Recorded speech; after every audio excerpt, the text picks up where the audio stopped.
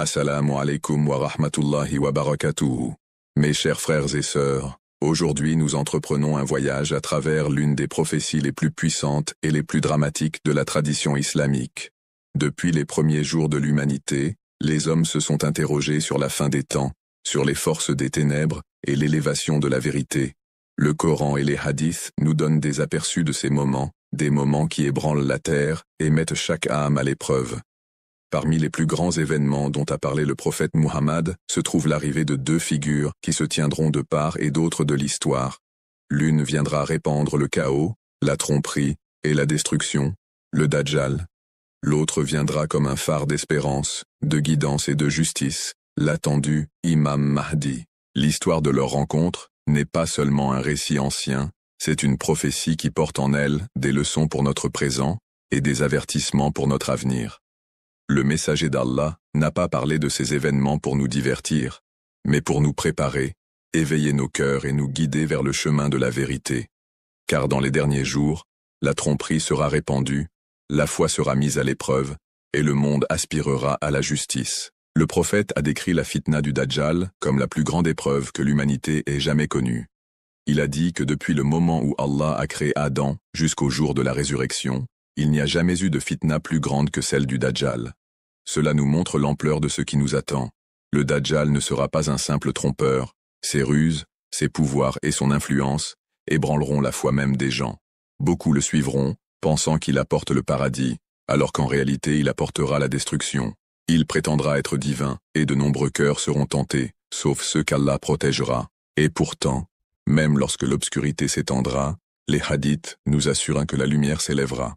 L'imam Mahdi, un descendant du prophète, émergera à une époque où le monde sera submergé par l'injustice. Son arrivée ne sera pas le fruit d'une revendication personnelle ou d'un désir propre, mais d'un décret divin. Les gens le reconnaîtront, ils se rassembleront autour de lui, et sous sa direction, la vérité brillera de nouveau. Et lorsque le Dajjal apparaîtra dans toute sa puissance, l'imam Mahdi sera là pour se dresser en défenseur de la foi, préparant le terrain pour l'affrontement final. Ce n'est pas seulement un affrontement entre deux individus, c'est la confrontation ultime entre le mensonge et la vérité, entre la tromperie et la guidance, entre la tyrannie et la justice. Et au cœur de tout cela se trouve un message pour nous. Nous préparer, renforcer notre iman et rester ferme sur le chemin d'Allah. La tromperie du Dajjal ne se limitera pas à de simples mensonges. Elle s'enracinera dans les faiblesses des gens, leurs faim, leurs peurs et leurs désirs. Imaginez un monde frappé par la famine, où des familles meurent de faim, et soudain apparaît un homme capable de faire fleurir une terre stérile et de faire pleuvoir un ciel desséché. Aux yeux des désespérés, il semblera être un sauveur, mais en vérité, il sera leur pire ennemi. Le prophète a dit que le Dajjal viendra avec des rivières d'eau et des montagnes de pain. Il contrôlera l'accès à la nourriture et aux ressources, et les gens se soumettront à lui juste pour survivre. Ceux qui le nieront feront face à la faim et aux difficultés, tandis que ceux qui le suivront seront comblés de confort matériel. C'est l'épreuve ultime. Une personne abandonnera-t-elle sa foi pour un morceau de pain, ou restera-t-elle ferme, en ayant confiance que la véritable subsistance vient d'Allah seul? Un autre aspect frappant du pouvoir du Dajjal sera sa capacité à tromper par ce qui semblera être des miracles. Il ressuscitera les morts, ou du moins en donnera l'illusion. Il accomplira des merveilles qui défieront la logique des hommes ordinaires. Mais le prophète nous a avertis, ce ne sont pas des miracles de vérité, mais des tours de tromperie. Tout comme un magicien manipule les yeux, le Dajjal manipulera des nations entières. Son but sera de semer le doute dans le cœur des faibles et de les attirer à croire en sa fausse prétention de divinité. Le prophète a même dit que le Dajjal viendra avec lui deux rivières coulantes, l'une apparaissant blanche et rafraîchissante comme de l'eau, et l'autre sombre et brûlante comme du feu. Mais en réalité, celle qui semble être un paradis sera du feu, et celle qui semble être du feu sera un paradis. L'instruction donnée aux croyants était claire. Si quelqu'un fait face au Dajjal, il doit fermer les yeux, baisser la tête et boire de ce qui ressemble au feu, car ce sera en réalité frais et sûr. Cela montre à quel point sa tromperie sera inversée, la vérité déguisée en mensonge, et le mensonge déguisé en vérité. Le pouvoir du Dajjal s'étendra également au cœur humain. Il ne testera pas seulement les corps par la faim et la peur. Il mettra les âmes à l'épreuve par la tentation. Son arme la plus puissante sera le doute. Imaginez des millions de personnes confuses, se demandant si ce qu'elles voient est réel ou illusion, déchirées entre leur foi et leur sens. C'est pourquoi le prophète a exhorté les croyants à chercher refuge auprès d'Allah contre l'épreuve du Dajjal dans chaque prière. La célèbre invocation enseignée après le tashahhud inclut « Allahumma inni a'udhu bika min fitnatil masihid Dajjal ». Ce rappel constant souligne à quel point cette épreuve est grave et combien nous avons besoin de la protection d'Allah contre elle. Une autre dimension de la tromperie du Dajjal réside dans sa capacité à jouer sur les émotions des gens. Il n'apparaîtra pas seulement comme un tyran, mais comme quelqu'un qui prétend se soucier, guérir, donner. Imaginez le choc d'une mère dont l'enfant est mort, et soudain le Dajjal prétend ramener cet enfant.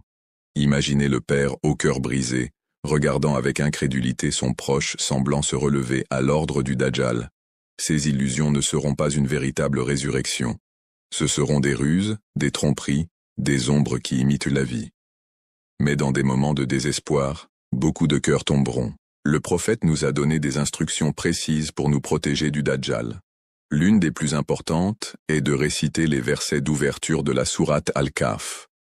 Cette sourate raconte l'histoire de jeunes croyants qui se sont retirés de leur peuple pour protéger leur foi, et Allah les a sauvegardés dans la caverne.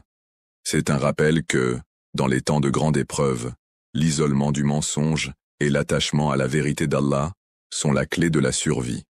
C'est pourquoi le prophète a recommandé aux croyants de réciter la sourate Al-Kahf chaque vendredi. Cela entraîne l'âme à résister à l'attrait des illusions mondaines. Une autre protection est simplement de rester loin de lui. Le prophète a dit « Quiconque entend parler du Dajjal, qu'il s'en éloigne, car par Allah, un homme viendra à lui pensant être croyant, mais il le suivra à cause des doutes que le Dajjal suscitera. » C'est une réalité effrayante. Les gens peuvent penser qu'ils sont forts dans la foi, mais une fois exposés à sa tromperie écrasante, ils peuvent tomber. Le chemin le plus sûr est l'éloignement, et non la curiosité. Le déplacement du Dajjal à travers la terre sera lui-même un signe de son pouvoir surnaturel. À une époque où les voyages étaient lents et dangereux, le prophète a décrit le Dajjal se déplaçant à une vitesse incroyable, comme les nuages poussés par le vent. Aujourd'hui, lorsque nous pensons aux avions et aux satellites, la prophétie semble encore plus réelle. Certains érudits interprètent cela comme une vitesse littérale qui lui sera accordée, tandis que d'autres suggèrent que cela reflète son contrôle sur la communication et la perception. Dans les deux cas, le sens est clair. Son influence se répandra partout, et aucune terre ne sera libre de son épreuve, à l'exception des villes sacrées de la Mecque et de Médine. Le prophète a décrit comment Médine tremblera 3 fois à son arrivée, et chaque hypocrite sera forcé d'en sortir pour le rejoindre. Ce moment purifiera la ville, ne laissant derrière que les vrais croyants. Imaginez la scène, des foules se ruant vers le Dajjal, cherchant ses fausses promesses, tandis que les fidèles restent fermes, refusant de s'incliner devant autre qu'Allah. Ce sera un moment de séparation, une épreuve qui divisera les cœurs une fois pour toutes.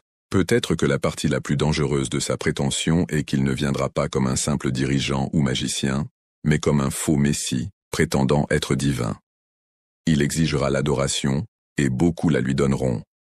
Pourtant, le prophète a insisté encore et encore sur le fait qu'il n'est rien d'autre qu'un menteur. Allah est parfait, et le Dajjal est plein de défauts. Allah est un, et le Dajjal est aveugle d'un œil. Allah donne la vie et la mort, tandis que le Dajjal ne fait que tromper avec des illusions. Reconnaître ces vérités est le bouclier de chaque croyant. C'est pourquoi le prophète a décrit le Dajjal comme la plus grande épreuve. Ce ne sont pas simplement ses pouvoirs qui le rendent dangereux, mais la manière dont il manipulera les points faibles de la nature humaine, notre faim, notre peur, notre chagrin et nos désirs. Il ne forcera pas les gens avec des fouets ou des épées, il les attirera par des promesses, les tentera avec des illusions et les trompera avec des miracles. Seuls ceux dont les cœurs sont fermement attachés à Allah survivront indemnes. Alors que le Dajjal se répandra dans le monde, son épreuve ne concernera pas seulement les individus, elle concernera des nations entières. Des royaumes s'allieront à lui pour la richesse et le pouvoir, des dirigeants se soumettront à lui en échange de contrôle, et des sociétés seront remodelées par son influence. Il établira des systèmes de loyauté où ceux qui lui obéissent prospéreront matériellement, tandis que ceux qui lui résisteront seront punis par la pauvreté et l'exclusion. De cette manière, sa tromperie testera non seulement la foi des individus, mais aussi la résilience des communautés. L'une des descriptions les plus effrayantes du prophète est que le Dajjal viendra avec quelque chose qui ressemble à un paradis. Il aura des jardins, des rivières coulantes et des richesses sous son commandement. Mais ceux qui entreront dans son paradis entreront en réalité dans le feu, et ceux qui seront jetés dans son enfer seront en réalité en sécurité, par la miséricorde d'Allah. Cette inversion est peut-être l'aspect le plus terrifiant de son épreuve. Elle montre comment la réalité sera bouleversée, et seule la foi permettra aux gens de voir à travers le mensonge. Les compagnons du prophète, en entendant ces avertissements, furent profondément inquiets. Ils demandèrent « Ô messager d'Allah, comment vivrons-nous à cette époque ?» Il les rassura qu'Allah pourvoira aux croyants, même si le monde leur refuse ses bénédictions. Tout comme Mariam a reçu sa subsistance dans son mihrab, Allah nourrira de manière miraculeuse les croyants persévérants. C'est un rappel puissant. Peu importe à quel point le contrôle du Dajjal semblera fort, le véritable contrôle appartient toujours à Allah. Il est important de noter que l'apparition du Dajjal n'est pas aléatoire. C'est une épreuve divine. Chaque génération fait face à des épreuves, mais celle-ci sera la plus grande. Elle révélera la profondeur de la sincérité de chacun. Ceux qui ne font que prétendre à la foi sans la vivre seront dévoilés, tandis que ceux qui font véritablement confiance à Allah brilleront par leur résilience. C'est comme si l'histoire menait à cette confrontation ultime, où la vérité et le mensonge s'affrontent à une échelle grandiose. Même les enfants furent avertis. Le prophète dit aux parents de protéger leur famille par la connaissance. Il encouragea la Oumma à parler du Dajjal, à se rappeler les uns aux autres, afin que personne ne soit pris au dépourvu. Cela montre la gravité de l'épreuve. Elle affectera jeunes et vieux, riches et pauvres, savants et simples croyants. Tout le monde doit être préparé. En fin de compte, cependant, peu importe à quel point le Dajjal paraît puissant, son temps est limité. Il n'est ni éternel, ni invincible. Il n'est qu'une épreuve, et comme toute épreuve, il passera. Son règne ébranlera le monde, mais il ne durera pas éternellement. Car au moment fixé, il fera face à celui destiné à mettre fin à sa tromperie, Isa ibn Mariam, Jésus-Christ, paix soit sur lui.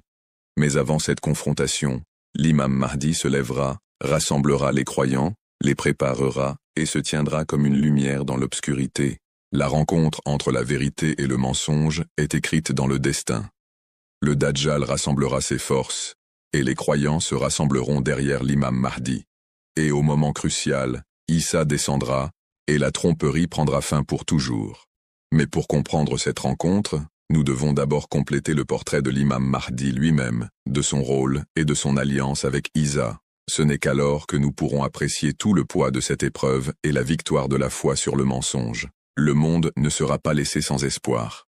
Tout comme le Dajjal représente l'épreuve la plus sombre, l'imam Mahdi représente la lumière la plus éclatante de la guidance. Tout au long de l'histoire, les croyants ont attendu un dirigeant qui ne gouvernerait pas seulement avec le pouvoir, mais avec la justice, qui ne serait pas corrompu par la richesse ou l'orgueil, et qui ne compromettrait pas la vérité pour des raisons politiques. Cet espoir s'incarne dans la figure du Mahdi, le bien guidé. Le prophète a donné à sa communauté la bonne nouvelle concernant le Mahdi. Il a dit qu'il serait de ses descendants, de la famille de Fatima. Son nom ressemblera à celui du prophète, et son caractère reflètera ses nobles qualités. À une époque où le monde sera rempli d'injustice, de corruption et d'oppression, l'imam Mahdi se lèvera en tant que réformateur, un chef choisi par Allah pour restaurer l'équilibre et la vérité. Ce qui rend l'histoire du Mahdi si remarquable, c'est qu'il n'est pas présenté comme un homme cherchant le leadership ou convoitant le pouvoir. En réalité, les hadiths décrivent qu'il sera réticent, refusant même au début. Les gens viendront à lui, reconnaissant ses qualités, et insisteront pour lui prêter allégeance. Ils ne seront pas séduits par des titres ou des positions, mais par sa sincérité, son humilité et sa foi inébranlable. Contrairement aux dirigeants du monde qui gravissent les échelons par la politique et le pouvoir, l'autorité du Mahdi viendra d'Allah et de la volonté du peuple en quête de droiture. L'apparition du Mahdi n'est pas soudaine. Les hadiths suggèrent qu'il se lèvera en un temps de grande tourmente, lorsque les conflits feront rage, lorsque les nations seront en désaccord, et lorsque l'oppression semblera écrasante. Les guerres auront épuisé le monde, et l'humanité aspirera à la paix. C'est dans ce contexte de chaos que le Mahdi se présentera, non pas comme un politicien avec des promesses, mais comme un homme de foi avec une guidance divine. Son leadership ne sera pas seulement spirituel, mais aussi pratique. Il unira la communauté musulmane, guérissant les divisions qui l'ont longtemps affaibli. Là où d'autres divisent selon la race, la tribu ou la secte, le Mahdi rassemblera les cœurs sous la bannière du Tawhid, l'unicité d'Allah. Il restaurera les principes de justice que le Coran appelle à établir, en veillant à ce que les pauvres ne soient pas négligés, les faibles non opprimés, et la vérité non réduite au silence. Mais sa mission ne concerne pas uniquement la gouvernance. Elle consiste à préparer les croyants aux épreuves finales, y compris la confrontation avec le Dajjal. Le Mahdi servira de bouclier à l'Ummah, la rassemblant quand régnera la confusion, et renforçant sa détermination lorsque le faux semblera dominer. Il les dirigera dans la prière, les guidera dans la stratégie, et les inspirera par son engagement inébranlable envers Allah. L'un des aspects profonds du règne du Mahdi est qu'il fera revivre la sunna du prophète dans sa forme la plus pure. Il n'inventera pas de nouvelles lois, ni ne changera la religion pour satisfaire des désirs mondains. Au contraire, il purifiera l'Ummah des innovations et de la corruption, la ramenant sur le chemin tracé par le messager d'Allah. Sa justice sera si complète que même s'il ne gouverne que quelques années, le monde connaîtra une transformation inédite depuis des siècles. Imaginez une société où la richesse n'est plus accaparée par une minorité, mais distribuée équitablement. Imaginez des tribunaux où la justice ne s'achète pas par des pots de vin, mais est rendue avec intégrité. Imaginez des dirigeants qui craignent Allah plus qu'ils ne craignent de perdre leur pouvoir. Voilà la vision de l'ère de l'imam Mahdi, un aperçu de ce que le monde peut devenir lorsqu'il est guidé par des principes divins plutôt que par la cupidité humaine. Pourtant, le rôle du Mahdi n'est pas le dernier chapitre. Il est celui qui ouvrira la voie à Isa ibn Maryam, Jésus-Christ, paix sur lui. Lorsque Isa descendra des cieux, ce sera le Mahdi qui l'accueillera, qui se tiendra à ses côtés et qui reconnaîtra sa place légitime en tant que dirigeant choisi par Allah. Ainsi, le Mahdi est à la fois un leader et un serviteur, un commandant d'armée mais humble, face au décret divin. Le prophète nous a dit que lorsque Isa descendra, le Mahdi se préparera à diriger la prière des croyants. Par respect, il se retirera et offrira la direction à Isa, mais ce dernier posera sa main sur l'épaule du Mahdi et dira « Tu es leur dirigeant, l'un d'eux ». Ce moment puissant illustre l'essence de la mission du Mahdi. Ne pas rechercher le statut, mais servir la vérité, et se tenir comme un pont entre l'Ummah et les derniers chapitres de l'histoire. L'histoire de l'imam Mahdi ne peut être comprise sans reconnaître le profond désir qui habite les cœurs des croyants tout au long de l'histoire. Depuis les premières générations de musulmans jusqu'à aujourd'hui, l'Ummah a gardé l'espoir de son arrivée. Chaque fois que l'oppression se répand et que les tyrans s'élèvent, les gens murmurent des prières demandant à Allah d'envoyer le Mahdi. Cette attente elle-même est une forme de foi, car elle reconnaît que, peu importe l'obscurité du monde, Allah n'abandonnera jamais ses serviteurs. De nombreux savants ont rapporté des narrations sur le Mahdi. Elles proviennent de différentes chaînes de transmission et se trouvent dans les grands livres de hadith. Bien que les détails varient, l'essence demeure la même. Il viendra en un temps de chaos, il sera issu de la famille du prophète, et il établira la justice après que le monde aura été rempli d'injustice. Ces thèmes récurrents montrent la cohérence du message à travers les générations, renforçant la certitude qu'il ne s'agit pas d'un mythe ou d'une histoire, mais d'une promesse. Son avènement ne ressemblera pas à celui des dirigeants mondains qui font campagne, négocient et s'emparent du pouvoir. L'autorité du Mahdi se manifestera au contraire d'une manière presque réticente. Les hadiths décrivent comment les gens le reconnaîtront malgré lui. Ils insisteront pour lui donner le baya, l'allégeance, près de la Kaaba. Ce détail est profond, car il montre que sa légitimité viendra directement des croyants et d'Allah, et non de manœuvres politiques ou de coups d'État militaires. À ce moment-là, l'Ummah retrouvera l'espoir. Trop longtemps, les divisions et la corruption auront affaibli les musulmans. Mais l'arrivée du Mahdi signalera un nouveau commencement. Il n'appellera pas au tribalisme, au nationalisme ou à l'orgueil personnel. Au contraire, il rappellera les gens à Allah, à la justice, à la miséricorde et à la vérité. Son leadership unira des cœurs divisés depuis des siècles. L'une des qualités les plus marquantes du Mahdi sera son humilité. Contrairement aux dirigeants qui bâtissent des palais et exigent des luxes, il vivra simplement, à l'image du prophète. Son objectif ne sera pas la richesse ou le confort, mais le service et la justice. C'est cette humilité qui le rendra cher au peuple, car ils verront en lui le reflet du caractère prophétique. Sa justice sera légendaire. Les hadiths mentionnent qu'il distribuera la richesse de manière si équitable que les gens n'auront plus besoin. Certaines narrations disent qu'un homme viendra à lui demander de l'argent, et le Mahdi lui donnera tant qu'il ne pourra pas le porter. Cette image est puissante. Elle montre un monde transformé de la cupidité à la générosité, de l'accaparement à l'équité. Sous sa direction, le concept même de pauvreté commencera à disparaître. Mais la justice ne concerne pas seulement la richesse, elle concerne aussi la vérité. Le Mahdi veillera à ce que le mensonge, le faux et la corruption ne dominent pas. Sa gouvernance rétablira l'équilibre entre le dunya et le din, entre les besoins matériels et le but spirituel. Les tribunaux ne favoriseront plus les riches et les puissants, mais rendront justice aux faibles et aux sans-voix. Les dirigeants sous son autorité ne serviront pas eux-mêmes, mais le peuple. En tout aspect, son règne reflètera l'ordre coranique. Soyez fermes pour la justice, même contre vous-même. La mission du Mahdi consistera également à défendre l'Oumma contre les ennemis qui cherchent à la détruire. Son leadership ne sera pas passif. Il commandera des armées, conduira des stratégies et affrontera les forces du mensonge. Ainsi, il sera à la fois un homme de paix et un homme de courage, incarnant l'équilibre entre miséricorde et force. Son règne préparera les croyants pour la dernière et plus grande bataille, la confrontation avec le Dajjal.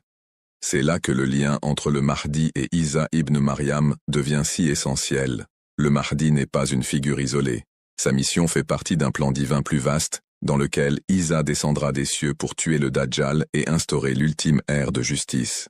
Le Mahdi conduira l'Oumma jusqu'à ce moment, servant de pont entre les épreuves de l'humanité et la victoire finale de la vérité. Ce lien entre le Mahdi et Isa est l'un des aspects les plus inspirants de l'eschatologie islamique.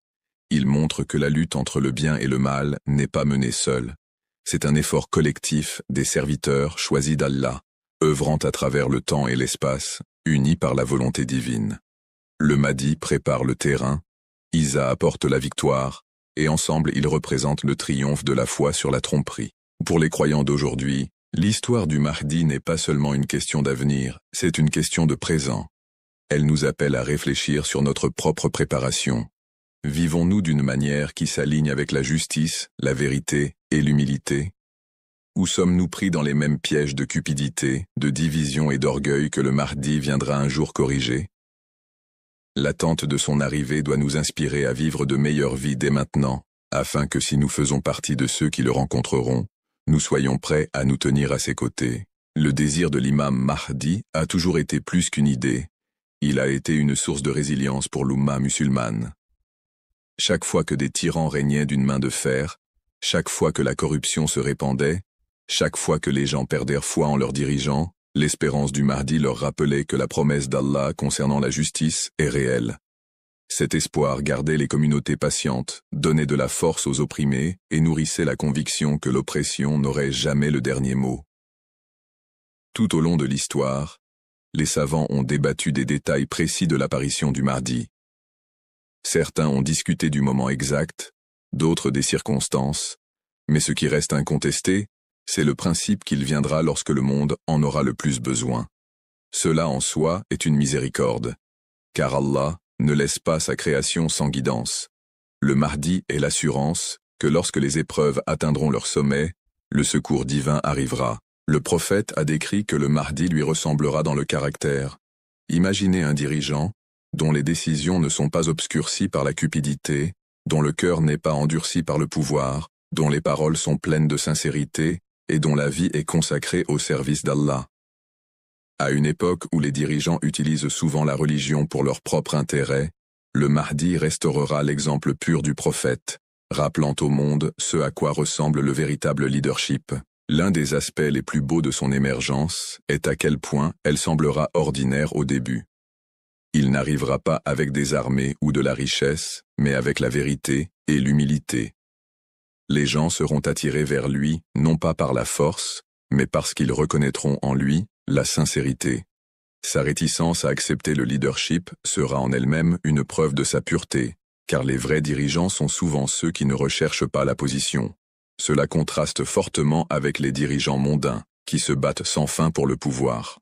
Les hadiths mentionnent que son émergence sera marquée par le serment d'allégeance près de la Kaaba.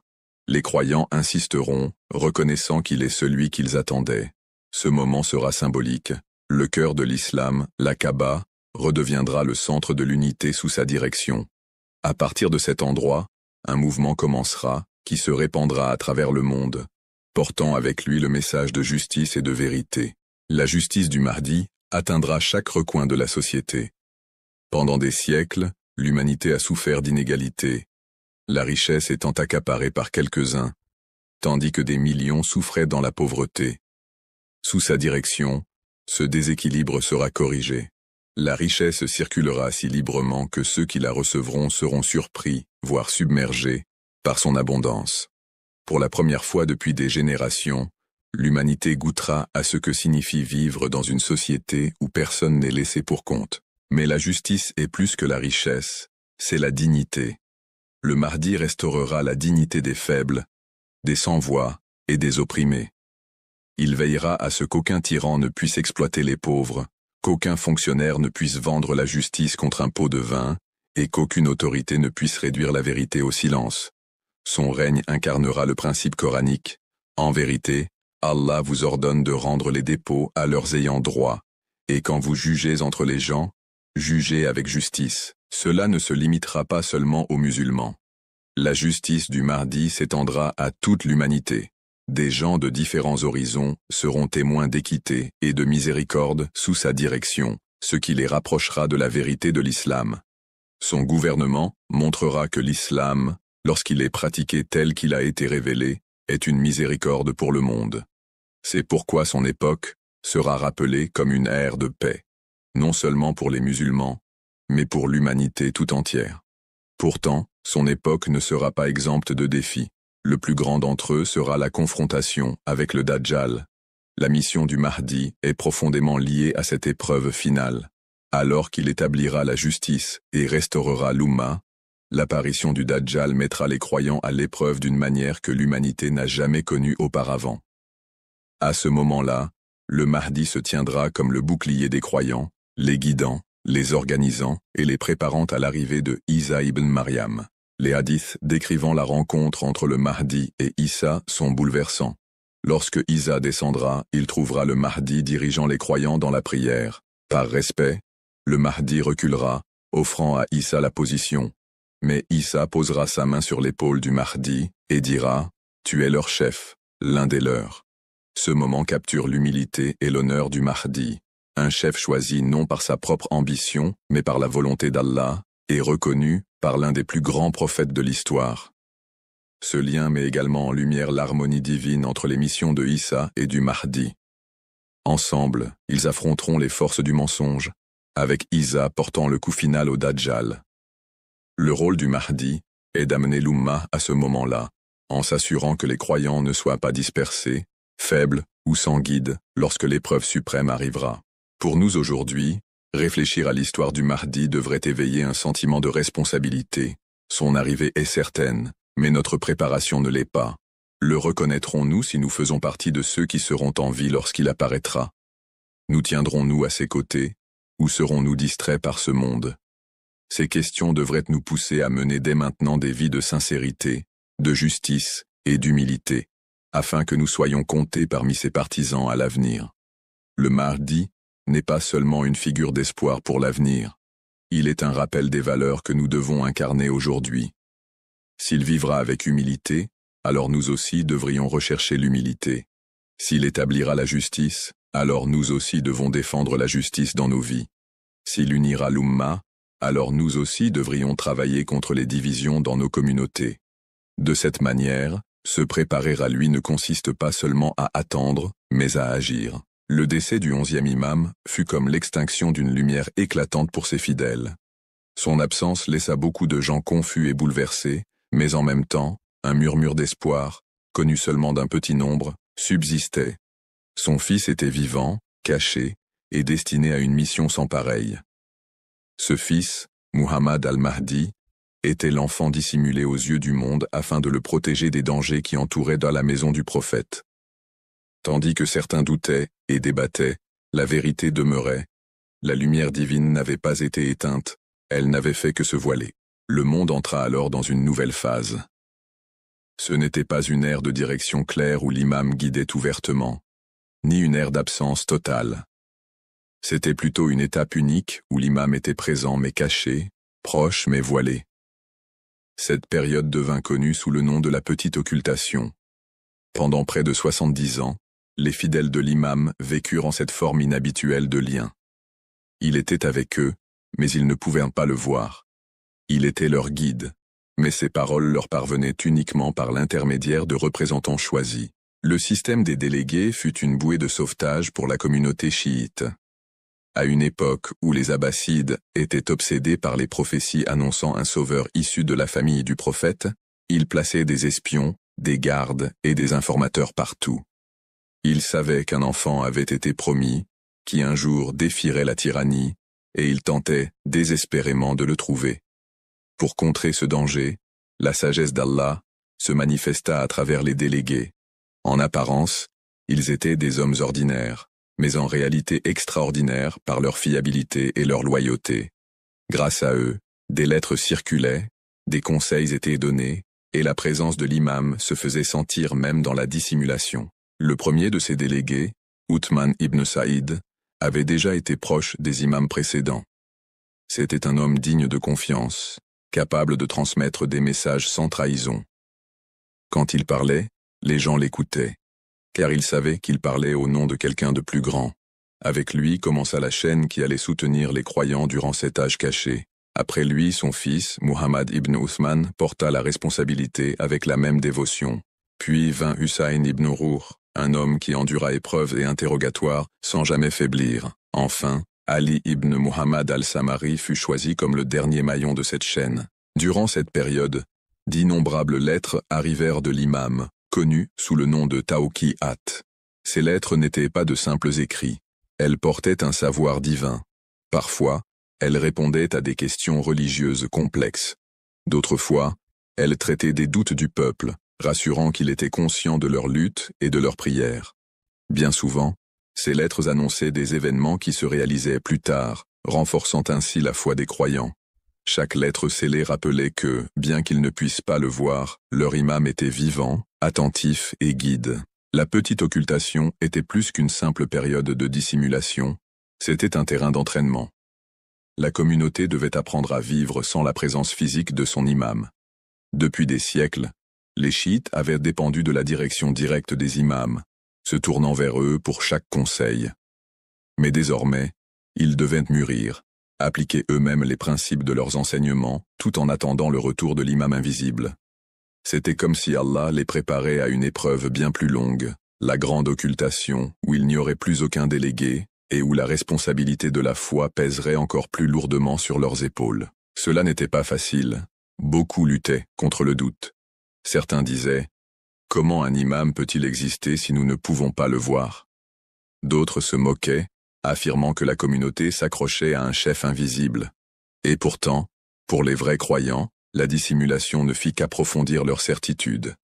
Ils comprenaient que l'absence de l'imam n'était pas un abandon, mais une protection. Ils se rappelaient comment Moussa avait été caché des soldats de Pharaon enfant, comment Isa avait été sauvé de ses ennemis quand ils avaient tenté de le tuer. De la même manière, le 12e imam était préservé par la volonté d'Allah pour une mission future qu'aucun tyran ne pourrait empêcher. La petite occultation révéla aussi la sincérité de la foi des gens. Certains restèrent fermes, s'attachant aux délégués de l'imam et refusant d'être ébranlés. D'autres, cependant, tombèrent dans la confusion ou abandonnèrent le chemin. Cette séparation faisait partie du plan divin. Distinguer ceux qui croyaient véritablement de ceux qui suivaient seulement par habitude ou commodité. La foi en l'invisible, après tout, est l'essence même de la véritable croyance. Les délégués eux-mêmes affrontèrent d'énormes épreuves. Ils vécurent sous surveillance constante, pressés par les dirigeants de révéler l'emplacement de l'imam. Pourtant, ils restèrent inébranlables. Leur loyauté n'était pas motivée par la richesse ou la gloire. Ils menèrent des vies simples, accomplissant leur mission avec dignité et discrétion. Leur courage assura que le lien entre l'imam et sa communauté demeura intact aussi longtemps qu'Allah le voulut. Finalement, après des décennies de ce lien caché, le temps de la transition arriva. Ali ibn Muhammad al-Samari, le 4e délégué, reçut une lettre de l'imam. Ces mots portaient un message lourd. Sa propre mort était proche, et il n'y aurait pas de successeur après lui. Avec cela, l'ère des délégués prendrait fin. L'imam annonça qu'à partir de ce moment, il n'y aurait plus de communication directe jusqu'au temps fixé par Allah. Le monde entrerait dans la grande occultation, une période qui continue jusqu'à ce jour. Cette dernière lettre n'était pas seulement une annonce, mais aussi une consolation. Elle rappelait aux croyants que, même s'ils ne recevraient plus de lettres ni ne verrèrent de délégués, l'imam était toujours vivant, toujours vigilant, et toujours en prière pour eux. Sa dissimulation ne signifiait pas absence. Elle signifiait que l'épreuve avait atteint un nouveau stade. La petite occultation demeure l'un des chapitres les plus uniques de l'histoire islamique.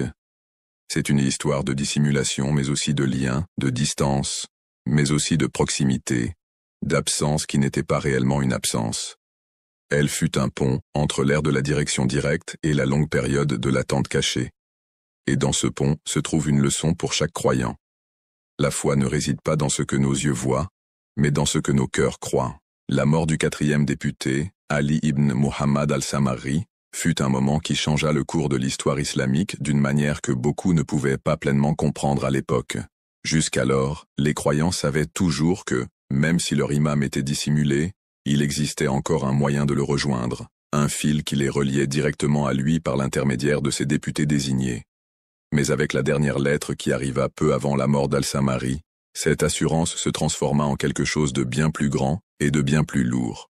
L'imam lui-même déclara qu'à partir de ce jour, il n'y aurait plus de députés, plus de lettres, plus de communication directe jusqu'au jour où Allah permettrait sa réapparition.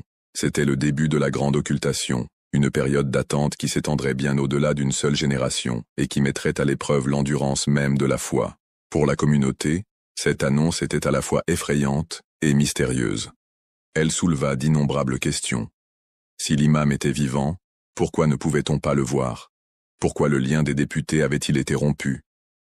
Que devaient faire désormais les croyants dans un monde où la guidance ne provenait plus directement de la main de leur imam?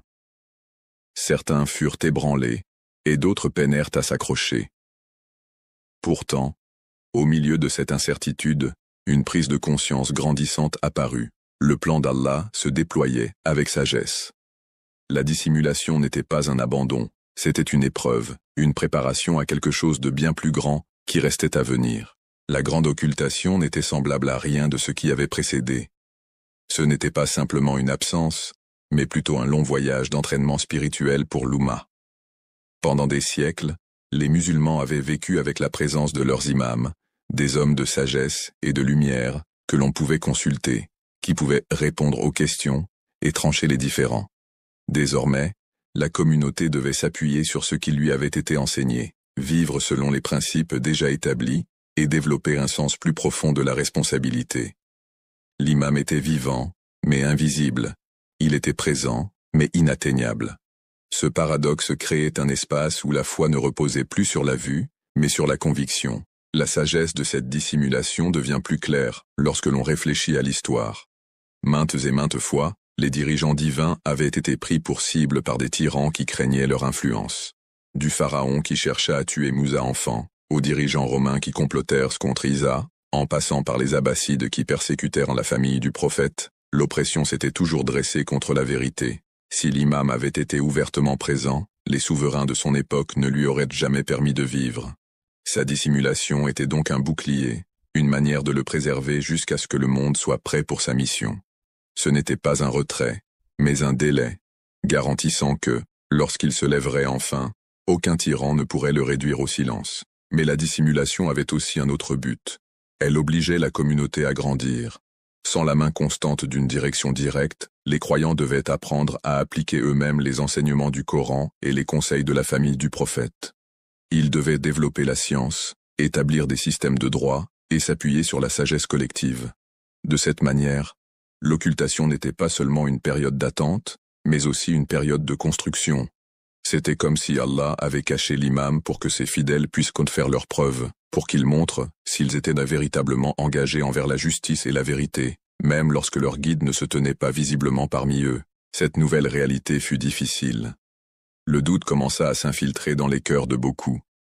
Certains demandèrent comment un imam pouvait vivre si longtemps, caché à la vue de tous. D'autres affirmèrent que peut-être l'histoire de son existence n'était qu'une légende destinée à réconforter les gens. Ces doutes se répandirent comme des murmures dans la nuit, mettant à l'épreuve la détermination des fidèles. Pourtant, pour ceux qui comprenaient le sens profond, ces doutes ne firent que renforcer leur confiance en Dieu. Ils se rappelaient les paroles du Coran au sujet de ceux qui croient à l'invisible, et ils réalisaient que la grande occultation en était l'incarnation même. Croire à l'existence de l'imam sans le voir, c'était vivre l'essence véritable de la foi. L'occultation révéla aussi la différence entre l'attente passive et l'attente active. Certains s'imaginaient que l'attente de l'imam signifiait simplement rester assis, sans rien faire, jusqu'à son retour. Mais les véritables croyants comprirent que l'attente était un processus actif. Cela signifiait se préparer, construire une société juste, résister à l'oppression et vivre selon les principes de l'islam, afin que, lorsque l'imam reviendrait enfin, il soit prêt à se tenir à ses côtés. Cette forme d'attente exigeait des efforts, des sacrifices et une amélioration constante de soi. Elle transformait l'idée de l'attente, passant d'un état passif à quelque chose de dynamique et plein de sens. Au fil des siècles de la grande occultation, des histoires continuèrent à émerger au sujet d'individus ayant eu de rares rencontres avec l'imam, des moments qui rassuraient la communauté sur le fait qu'il était toujours vivant et veillait sur eux. Ces récits variaient, parfois l'imam apparaissait pour secourir quelqu'un en danger, parfois pour donner des conseils à un moment critique, et parfois simplement pour rappeler aux gens son existence. Que chaque récit ait été vrai ou non importait moins que l'impact qu'il laissait dans le cœur des croyants. Il devenait une source d'inspiration, un rappel que l'imam n'était pas parti mais seulement voilé, attendant le moment où Allah ordonnerait son retour. La grande occultation donna également naissance à un nouveau système d'autorité au sein de la communauté chiite.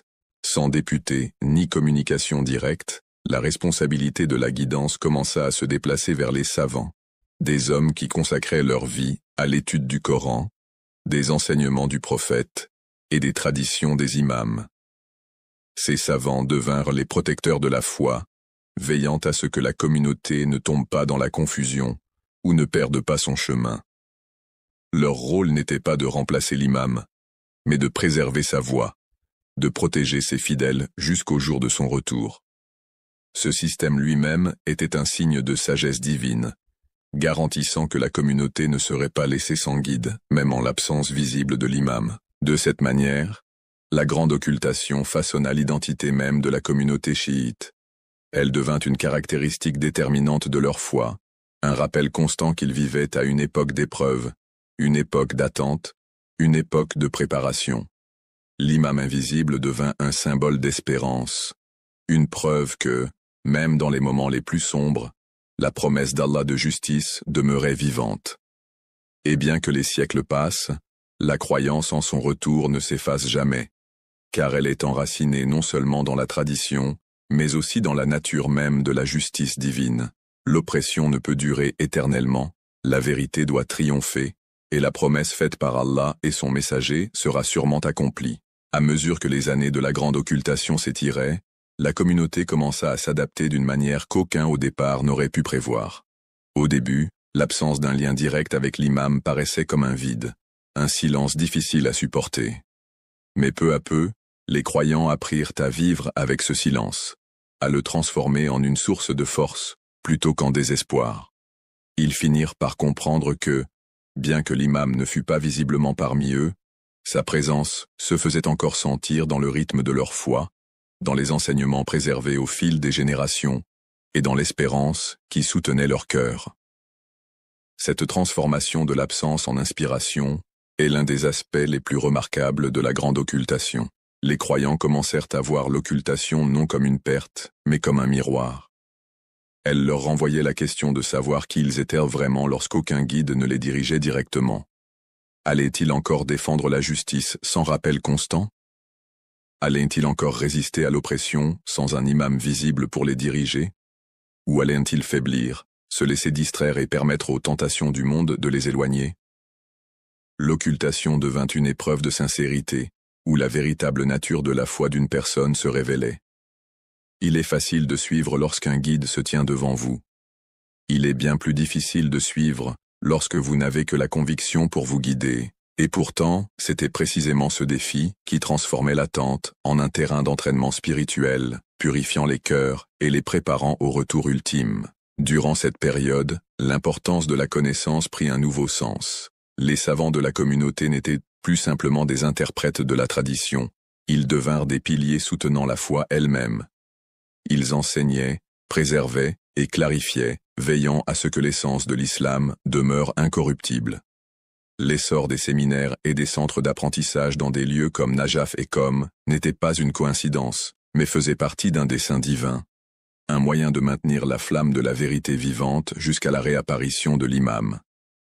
Les croyants en quête de guidance se tournaient vers ces savants, faisant confiance à leur dévouement et à leur piété, et ainsi, la communauté bâtit un système de résilience. Ce n'était pas un substitut à l'imam, mais une sauvegarde, un pont qui portait les fidèles à travers les longs siècles d'attente. Pourtant, l'attente elle-même n'était jamais passive. Le Coran nous rappelle que ceux qui attendent la promesse de Dieu ne doivent pas être oisifs, car la patience en islam n'est pas de la paresse, c'est de la persévérance. Ainsi, la grande occultation encourageait les croyants à vivre avec une sorte de double vision. Les yeux fixés sur le présent, s'efforçant de vivre une vie juste ici et maintenant, tandis que leur cœur restait tourné vers l'avenir, aspirant au retour de l'imam. Cette double vision façonna une culture d'endurance, où chaque acte de bonté, chaque lutte pour la justice, chaque prière offerte dans le silence de la nuit, faisait partie de la préparation au jour attendu. Les récits de la présence cachée de l'imam continuèrent à circuler au fil des siècles. Certains parlèrent de sauvetage miraculeux, où un étranger apparaissait dans un moment de détresse, pour que l'on réalise plus tard qu'il s'agissait de leur imam caché. D'autres évoquaient des rêves si vifs et réels, qu'ils se réveillaient, le cœur brûlant de certitude. Que ces récits aient été des rencontres littérales ou des inspirations symboliques, ils remplissaient un grand but. Rappeler à la communauté que l'imam n'était jamais absent en esprit, que même derrière le voile, il observait, guidait et priait pour eux. Ces récits, transmis de génération en génération, devinrent des graines d'espérance, faisant germer la foi dans des temps où le désespoir aurait autrement pu s'installer. La grande occultation a également révélé les dangers du faux leadership. Tout au long de l'histoire, des individus se sont levés en prétendant faussement être les représentants de l'imam, cherchant pouvoir ou reconnaissance. Certaines communautés furent égarées par de telles figures, et leurs histoires devinrent des avertissements pour les autres. Ces incidents mirent en évidence l'importance du discernement, de ne pas se fier à de simples prétentions, mais de s'appuyer sur la base solide du savoir établi et des savants dignes de confiance. De cette manière, l'occultation affina la conscience spirituelle des croyants, leur apprenant à distinguer la vérité du mensonge, la sincérité de la tromperie. Les siècles passèrent, et le monde changea encore et encore. Des empires s'élevèrent et tombèrent, de nouvelles technologies virent le jour, les sociétés se transformèrent, et pourtant, à travers tout cela, la croyance en l'imam caché demeura inébranlable. Pour certains, elle devint une source d'unité. Pour d'autres, une boussole personnelle qui les guidait à travers les tempêtes de la vie. Le simple fait que son retour fût promis donnait un sens aux luttes qui autrement auraient pu sembler insupportables. L'oppression pouvait durer un temps, mais pas éternellement. Les tyrans pouvaient régner, mais leur règne était temporaire. Chaque injustice devenait un rappel qu'un jour, un dirigeant juste se lèverait pour y mettre fin. De cette manière, l'occultation devint un don paradoxal. En voilant l'imam aux yeux des hommes, Allah avait donné aux croyants quelque chose de bien plus grand. L'occasion de s'élever par eux-mêmes, de devenir forts dans leur foi, de bâtir un héritage de savoir, de justice et d'endurance qui préparerait le monde à l'étape finale. Sans l'occultation, les croyants n'auraient peut-être jamais développé cette profondeur de résilience. Sans la longue nuit, ils n'auraient peut-être jamais appris à apprécier pleinement l'aube. Même aujourd'hui, dans le monde moderne, les leçons de la grande occultation demeurent vivantes. Les défis ont changé. Ce ne sont plus les persécutions politiques d'autrefois, mais de nouvelles formes de distraction, de matérialisme et de doute. Pourtant, le principe reste le même. S'accrocher fermement à la foi en l'invisible, continuer à bâtir une vie de justice, rester ferme dans l'attente de l'imam, non pas les mains croisées, mais avec des cœurs ouverts et des actions concrètes. Chaque croyant qui lutte contre l'injustice dans son propre coin du monde, chaque étudiant qui recherche le savoir avec sincérité, chaque parent qui élève ses enfants avec des valeurs de vérité et de compassion, tous vivent le sens de l'attente, au temps de l'occultation. Ainsi, la grande occultation n'est pas seulement une phase historique, c'est l'histoire de nos vies aujourd'hui.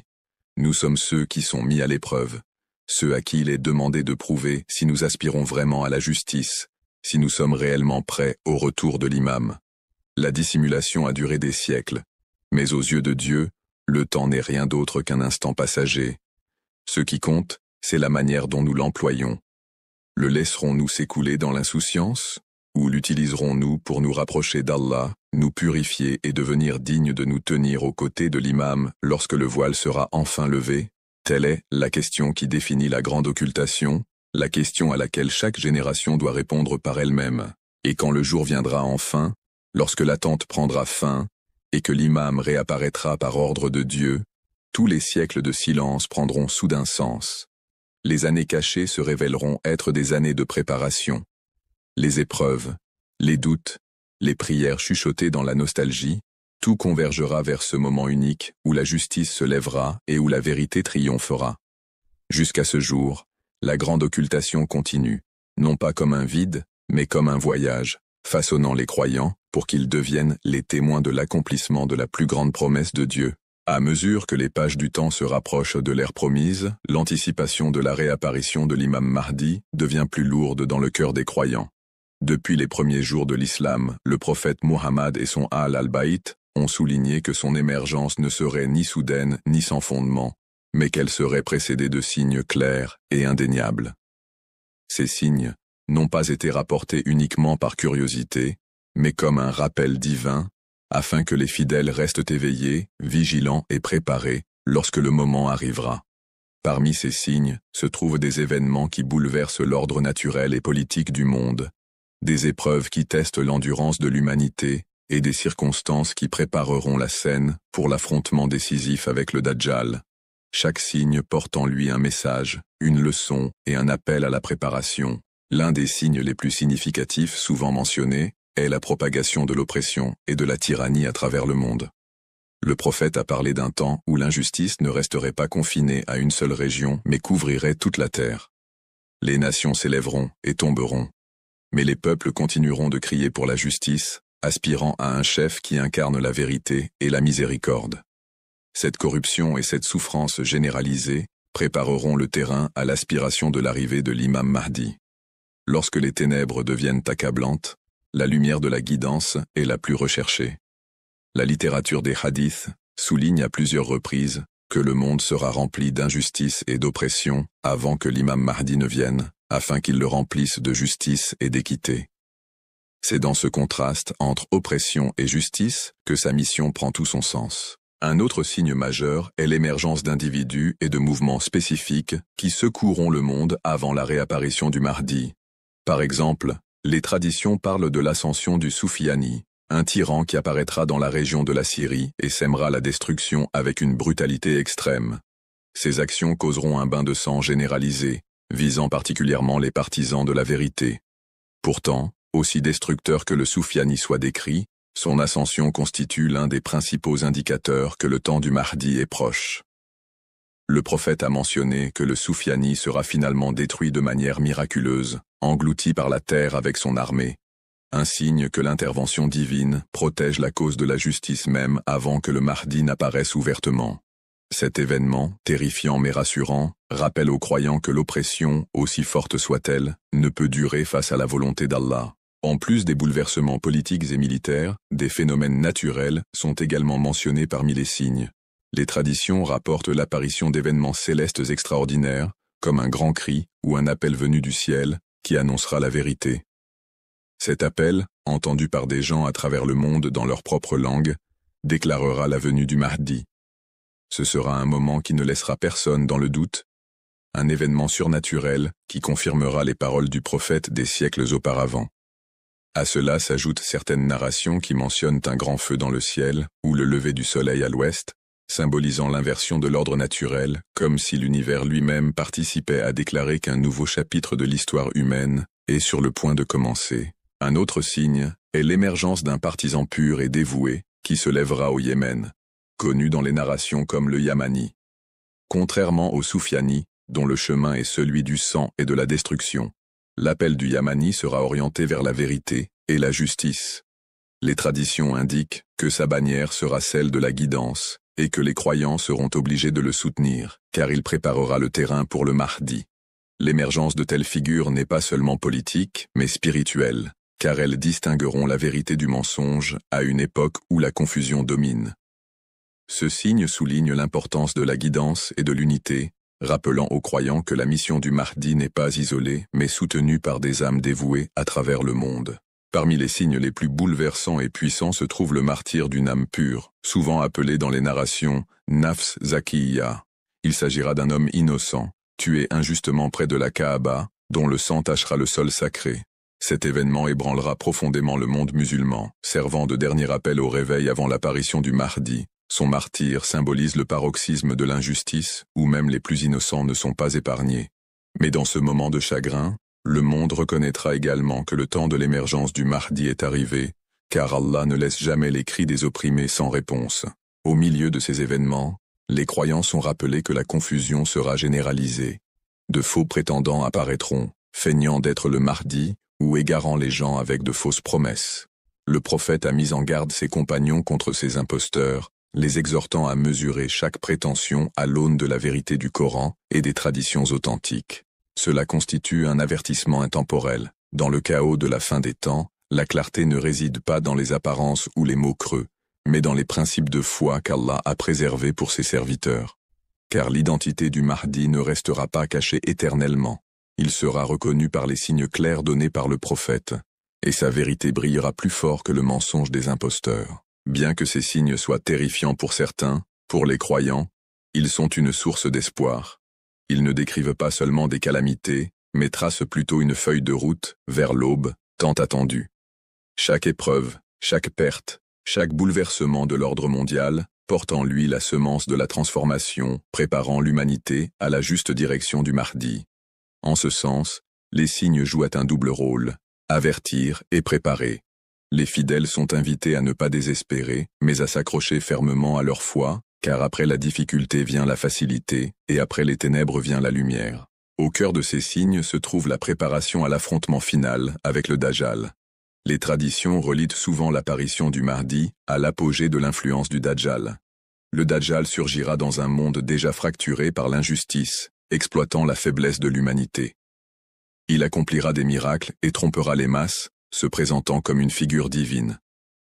Mais tandis que sa tromperie atteindra son apogée, la réapparition du Mahdi rééquilibrera la balance, offrant la vérité face au mensonge.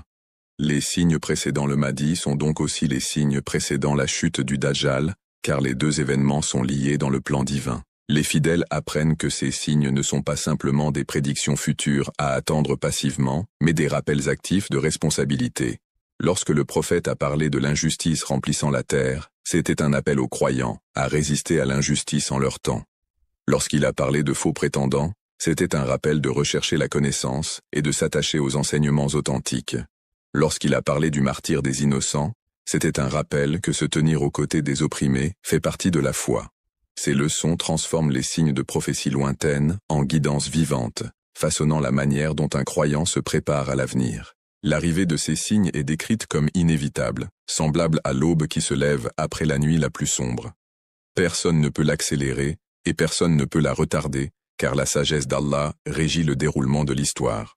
Pourtant, les traditions insistent également sur le fait que plus les croyants se préparent, spirituellement, moralement et socialement, plus ils seront prêts à accueillir le Mahdi à sa venue. Les signes ne désignent pas seulement ce qui se passe dans le monde extérieur, mais aussi ce qui doit se produire dans le cœur des fidèles. Un cœur rempli de justice, de sincérité et de patience devient le reflet de la mission du Mahdi même avant son arrivée. Ainsi, la première couche de compréhension des signes de la réapparition consiste à les reconnaître comme des jalons divins, chacun rapprochant l'humanité de la rencontre attendue, de la tyrannie aux merveilles célestes, des faux prétendants aux martyrs des innocents, de l'ascension des oppresseurs à l'ascension des soutiens. Chaque signe fait progresser l'histoire vers son moment décisif. Et dans cette progression, les croyants ne sont pas de simples spectateurs, mais des participants, dont la patience, les prières et les actions préparent le monde à l'aube qui a été promise. Lorsque le monde atteindra son apogée de confusion et de souffrance, lorsque l'injustice se répandra sur toute la terre et que les opprimés ne trouveront aucun refuge, la scène sera prête pour le moment le plus décisif de l'histoire humaine. C'est dans ce contexte que le Dajjal surgira avec tous ses pouvoirs de tromperie. Il apparaîtra comme une figure d'un immense charisme, accomplissant des miracles qui éblouiront les yeux et troubleront les cœurs. Il revendiquera la divinité, offrant un faux paradis à ceux qui le suivront et une punition terrifiante à ceux qui lui résisteront. Son épreuve ne sera pas simplement politique ou militaire, mais spirituelle en son essence, car elle testera le fondement même de la foi. Ceux qui mesurant la vérité par les apparences tomberont dans son piège, tandis que ceux qui s'accrocheront fermement aux enseignements du prophète et à la promesse du Mahdi persisteront avec clarté. Les narrations décrivent le Dajjal comme borgne, symbole de sa vision incomplète. Il pourra commander des ressources, des armées et des illusions qui sembleront divines, mais son absence de véritable clairvoyance sur la réalité divine révèle sa faiblesse. Le prophète a averti que le Dajjal parcourra la terre rapidement, répandant son influence dans chaque recoin, et qu'il sera suivi par beaucoup de ceux qui recherchent le pouvoir ou sont aveuglés par les désirs matériels. Pourtant, malgré son emprise mondiale, sa tromperie ne pourra pas vaincre la lumière de la vérité qu'Allah a promis de préserver à travers son serviteur choisi. C'est à l'époque de la domination du Dajjal que l'imam Mahdi apparaîtra ouvertement. Sa présence ne sera plus cachée, et sa mission résonnera dans le monde entier. Contrairement au Dajjal, dont la puissance réside dans la tromperie, la force du Mahdi repose sur la vérité, la justice et le soutien divin. Il rassemblera autour de lui un groupe de compagnons loyaux et sincères, des hommes et des femmes, qui auront préparé leurs âmes pour ce moment. Ces compagnons sont décrits dans les narrations comme des personnes d'une foi inébranlable, qui ne fuiront pas le champ de bataille de la vérité, et dont la dévotion rappellera au monde les premiers compagnons du prophète. Ils formeront l'épine dorsale du mouvement du Mahdi, propageant son appel et le soutenant dans la lutte décisive contre la tyrannie.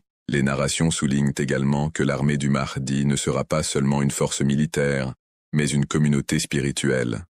Leur puissance ne viendra pas seulement du nombre, mais de la sincérité, de la prière et de la certitude qu'ils combattent sous l'ordre divin. Cette armée, disciplinée dans la foi et engagée pour la justice, marchera contre les forces du Dajjal et ses partisans. L'affrontement ne sera pas ordinaire, car il est décrit comme la plus grande bataille que l'humanité ait jamais connue, où la vérité et le mensonge s'opposent dans leurs formes les plus claires. Au milieu de cette grande confrontation, l'aide divine descendra. Les traditions rapportent que le prophète Isa, Jésus, paix sur lui, descendra des cieux à un moment crucial, rejoignant l'imam Mahdi dans ce combat final. Le prophète a dit à ses compagnons que lorsque Isa reviendra, il brisera la croix, tuera le porc et abolira les faux systèmes qui avaient corrompu son message. Il se tiendra aux côtés du Mahdi, non pas comme un rival, mais comme un soutien, confirmant la vérité de l'islam et le caractère final du message de Muhammad. Ensemble, ils représenteront l'unité de la guidance divine à travers l'histoire, puisque Isa priera derrière le Mahdi, symbolisant la continuation et l'achèvement de la mission prophétique. La confrontation finale avec le Dajjal est décrite comme à la fois impressionnante et terrifiante. Le Dajjal utilisera tous ses pouvoirs, réalisant des illusions qui sembleront irrésistibles. Il rassemblera des armées et tentera d'écraser le Mahdi et ses partisans. Pourtant, Ce sera Isa qui frappera personnellement le Dajjal, le tuant près de la porte de Lud en Palestine. Par cet acte, le plus grand trompeur de l'humanité tombera, et les chaînes de son illusion se briseront. Ce moment marquera la fin de la plus dangereuse épreuve que l'humanité ait jamais affrontée. Pendant des siècles, les prophètes avaient averti leur peuple de la fitna du Dajjal, et à cet instant culminant, sa défaite confirmera la véracité de chaque promesse divine. La chute du Dajjal ne mettra pas seulement fin à sa tromperie personnelle, mais démantèlera également les systèmes d'oppression et de mensonges qui avaient prospéré sous son influence. Le monde, libéré de son emprise, sera prêt pour une nouvelle ère de justice. L'imam Mahdi, soutenu par Isa et ses fidèles compagnons, établira un règne de paix sans précédent. La justice se répandra dans chaque recoin, les richesses seront équitablement distribuées, et l'oppression disparaîtra. Les hommes vivront en harmonie, libérés de la cupidité et de la tyrannie qui marquaient les époques passées. Le prophète a décrit cette ère comme une époque de bénédiction sans précédent, où la terre révélera ses trésors, et où l'humanité goûtera à la douceur de la justice. Mais même dans ce triomphe, les traditions rappellent que la mission du Mahdi n'est pas seulement politique, mais profondément spirituelle. Son leadership n'est pas une quête de pouvoir pour lui-même, mais un retour de l'humanité à son pacte avec Allah. Il rappellera aux gens que le vrai succès ne réside pas dans le gain matériel, mais dans la foi, la sincérité et la soumission au Créateur.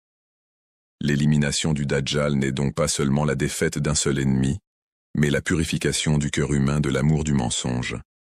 C'est un moment où l'humanité reçoit la chance de reconstruire son monde sur la base de la guidance divine. Les narrations décrivent en outre qu'avec la défaite du Dajjal, l'unité des croyants sera rétablie. Les divisions de sectes ou de nations ne domineront plus, car les partisans de la vérité reconnaîtront dans le Mahdi l'incarnation de la mission du prophète. La présence de Isa confirmera davantage cette unité, puisque les chrétiens égarés verront la réalité de son retour et rejoindront la cause du Mahdi. Ce moment d'unité représentera la guérison de siècles de division, alors que l'humanité se rassemblera sous une seule bannière de justice. L'ère qui suivra sera une ère de paix et de prospérité. Le gouvernement du Mahdi reflètera l'équilibre que l'humanité a toujours recherché. Équité dans l'économie, honnêteté dans la direction, et compassion envers les faibles. Les pauvres ne crieront plus pour la justice, car leurs droits seront rétablis. Les opprimés trouveront protection, et les arrogants n'exploiteront plus les vulnérables. Sous ce leadership, l'humanité goûtera enfin à la justice promise par les prophètes depuis le commencement du temps. La victoire sur le Dajjal ouvrira ainsi les portes d'un âge où la foi prospère, où la vérité prévaut et où les hommes vivent en harmonie les uns avec les autres. Pourtant, même si ce récit emplit le cœur d'espoir, il porte également un rappel intemporel. Les traditions au sujet du Dajjal et de l'imam Mahdi n'ont jamais été destinées seulement à ceux qui vivront à cette époque finale. Elles furent révélées pour chaque génération, comme guide et avertissement. La tromperie du Dajjal ne se limite pas à un homme, mais reflète chaque système de mensonge, chaque idéologie qui détourne l'humanité d'Allah.